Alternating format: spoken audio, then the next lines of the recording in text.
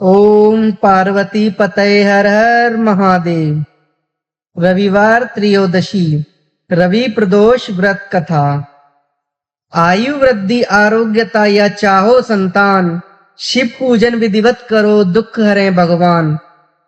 एक समय सर्व प्राणियों के हितार्थ परम पावन भागीरथी के तट पर ऋषि समाज द्वारा विशाल गोष्ठी का आयोजन किया गया। विज्ञ महर्षियों की एकत्रित सभा में व्यास जी के परम शिष्य पुराण वेता सूत जी महाराज हरि कीर्तन करते हुए पधारे। सूत जी को देखते ही शौनक आदि 88,000 ऋषियों ने खड़े होकर दंडवत प्रणाम किया। महाज्ञानी सूत जी ने भक्ति भाव से ऋषियों को हृदय से लगाया था तथा आशीर्वाद दिया। विद्वान ऋषिगण और सब शिष्य आसनों पर विराजमान हो गए। मुनिगण विनीत भाव से पूछने लगे कि हे परम दयालु, कली काल में शंकर की भक्ति किस आराधना द्वारा उपलब्ध होगी? हम लोगों को बताने की कृपा कीजिए, क्योंकि कलयुग के सर्व प्राणी पाप कर्म में रत रहकर वेद शास्त्रों में विमुख रहेंगे। दीन जनक अनेकों संकटों से त्रस्त रहेंगे। हे मुनि श्रेष्ठ, कली काल में सत्कर्म की ओर किसकी रुचि ना होगी? जब पुण्य क्षीण हो जाएंगे तो मनुष्य की बुद्धि असत कर्मों की ओर खुद ब खुद प्रेरित होगी, जिससे दुर्विचारी पुरुष वंश सहित समाप्त हो जाएंगे। इस अखिल भूमंडल पर जो मनुष्य ज्ञानी होकर ज्ञान की शिक्षा नहीं देता, उस पर परमपिता परमेश्वर कभी प्रसन्न नहीं होते। हे महामुने, ऐसा कौन सा उत्तम व्रत है जिससे मनवांछित फल की प्राप्ति होती हो? आप कृपा कर बतलाइए। ऐसा सुनकर दयालु हृदय श्री सूत जी कहने लगे कि हे श्रेष्ठ मुनियों तथा शौनक जी, आप धन्यवाद के पात्र हैं। आप विचार सराहनीय एवं प्रशंसनीय है। आप वैष्णव अग्रण्य हैं, क्योंकि आपके हृदय में सदा परहित की भावना रहती है। इसलिए हे शौनक आदि ऋषियों, सुनो, मैं उस व्रत को तुमसे कहता हूँ जिसके करने से सब पाप नष्ट हो जाते हैं।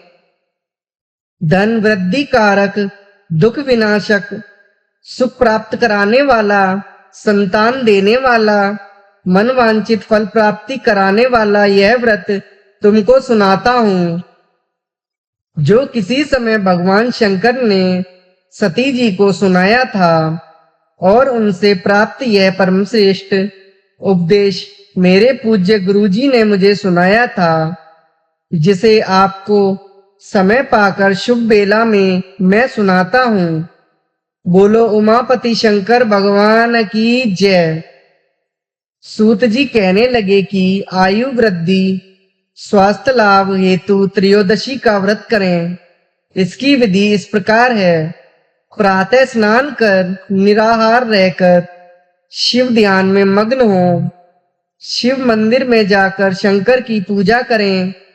पूजा के पश्चात अर्धपुंड त्रिपुंड का तिलक धारण करें। बेल पत्र चढ़ावें। धूप दीप अक्षत से पूजा करें। ऋतुफल चढ़ावें। ओम नमः शिवाय मंत्र का रुद्राक्ष की माला से जप करें। ब्राह्मण को भोजन करा सामर्थ्य के अनुसार दक्षिणा दें। तत्पश्चात मौन व्रत धारण करें। व्रती को सत्य भाषण करना आवश्यक है। हवन आहुति भी देनी चाहिए।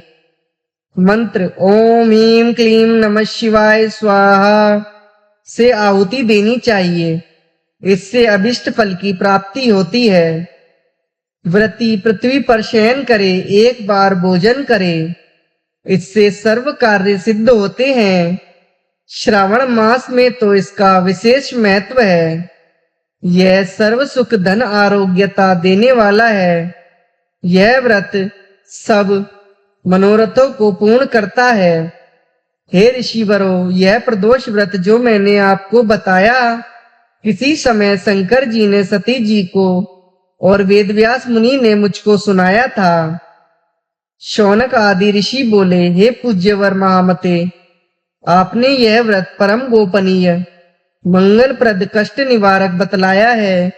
कृपया यह बताने का कष्ट करें कि यह व्रत किसने किया और उसे क्या फल प्राप्त हुआ। श्री सूत जी बोले, हे विचारवान ज्ञानियों, आप शिव के परम भक्त हैं। आपकी भक्ति देखकर मैं व्रती पुरुषों की कथा कहता हूँ। एक गांव में अति दीन ब्राह्मण निवास करता था। उसकी साध्वी स्त्री प्रदोष व्रत किया करती थी। उसके घर ही पुत्र रत्न था। एक समय की बात है कि वह पुत्र गंगा स्नान करने के लिए गया। दुर्भाग्यवश मार्ग में चोरों ने उसे घेर लिया और वह कहने लगे कि हम तुझे मारेंगे, नहीं तो तू अपने पिता का गुप्त धन बतला दे। बालक दीन भाव से कहने लगा कि हे बंधुओं, हम अत्यंत दुखी दीन हैं, हमारे पास धन कहाँ है। चोर फिर कहने लगे कि तेरे पास पोटली में क्या बंधा है। बालक ने निसंकोच होकर उत्तर दिया कि मेरी माता ने मुझे रोटी बनाकर बांध दी है। दूसरा चोर बोला कि भाई, यह तो अति दीन दुखी हृदय है, इसे छोड़िए। बालक इतनी बात सुनकर वहां से प्रार्थना करने लगा और एक नगर में पहुंचा। नगर के पास एक बरगद का पेड़ था। बालक थककर वहां बैठ गया और वृक्ष की छाया में सो गया। उस नगर के सिपाही चारों ओर से चोरों की खोज में लगे हुए थे। चोरों की खोज करते करते उस बालक के पास आ गए। सिपाही बालक को भी चोर समझकर राजा के समीप ले गए। राजा ने उसे कारावास की आज्ञा दे दी। उधर बालक की मां भगवान शंकर जी का प्रदोष व्रत कर रही थी। उसी रात्रि राजा को स्वप्न हुआ कि यह बालक चोर नहीं है। प्रातःकाल ही इसे छोड़ दो, नहीं तो आपका राज्य वैभव सब शीघ्र ही नष्ट हो जाएगा। रात्रि समाप्त होने पर राजा ने उस बालक से सारा वृतांत पूछा। बालक ने सारा वृतांत कह सुनाया। वृतांत सुनकर राजा ने सिपाही भेजकर बालक के माता पिता को पकड़वा कर बुला लिया। राजा ने उन्हें जब भयभीत दरिद्रता से देखकर 5 गांव दान में दे दिए। शिव की दया से ब्राह्मण परिवार अब आनंद से रहने लगा। इस प्रकार जो कोई इस व्रत को करता है उसे आनंद प्राप्त